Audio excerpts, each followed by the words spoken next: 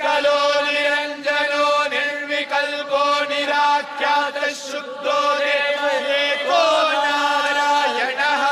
न द्वितीयोऽस्ति कश्चित् एवं वेद स विष्णुरेव भवति स विष्णुरेव भवति ओमित्यग्ने व्याहरे नम इति पश्चात् नारायणायेतु परिष्टा ओमित्येकाक्षरं नम इति द्वे अक्षरे नारायणायेति पञ्चाक्षराणि